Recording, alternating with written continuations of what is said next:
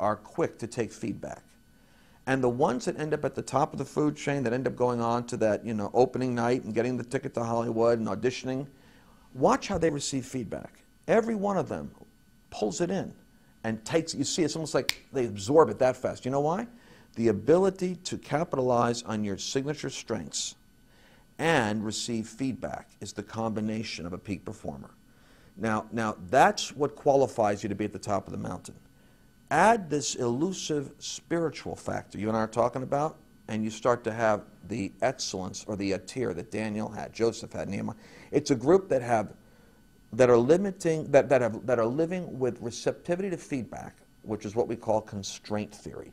They know where the lid is in their life, and they're always exploring how to move that lid higher, and they're leveraging what they do best.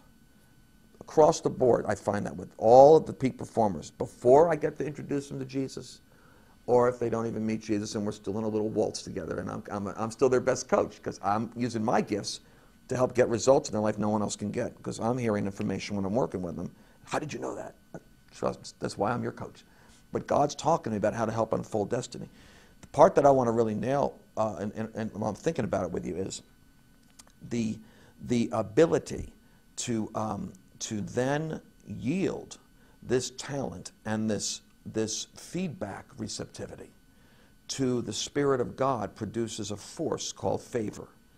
And favor is what the law of attraction, that The Secret, the DVD, is trying to talk about, but it's talking about it in kind of a cosmic way that doesn't have as much specificity as it could, because here's what this favor is.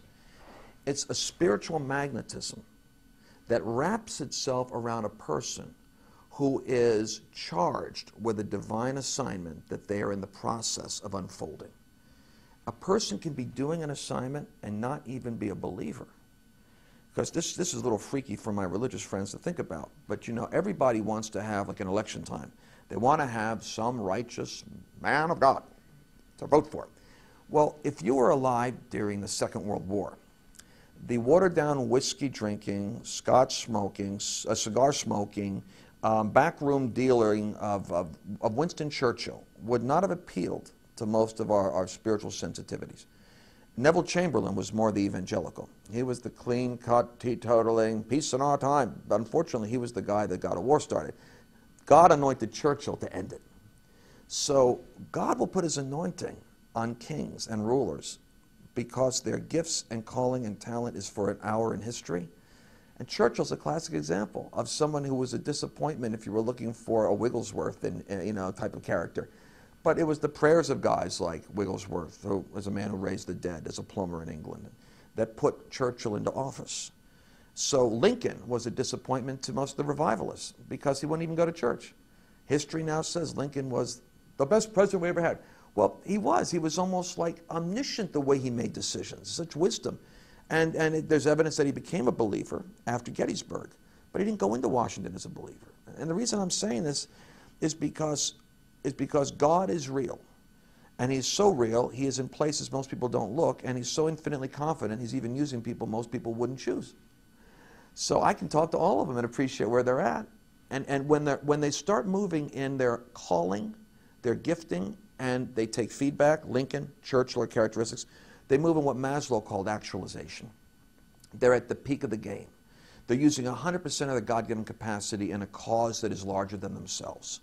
And so they're a torch fully used up. And history, they leave their footprint in history. They leave a legacy. They leave a mark indelibly on mankind.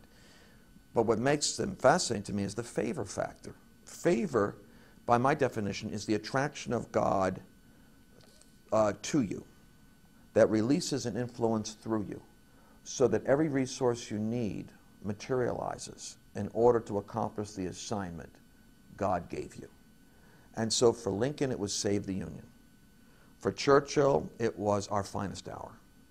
And throughout history, you'll see God has champions he raises up who are using his gifts, growing through the constraints that they've got, wrapped in an assignment and anointed with favor. And at the end of their life, in some cases, they arrive at faith. Churchill, I'm not so sure about. He was interviewed by Billy Graham. At the end of the Second World War, before he died, he wanted to talk to Billy Graham about hope, but he had very little faith.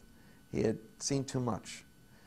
But there are probably people that hear this conversation that would say that they didn't really consider themselves very religious, but I would encourage them to re-explore spirituality and look at Jesus again, because the gifts and calling that God has given to people aren't revoked because they don't worship him or walk with him, but they find their greatest fulfillment when they do.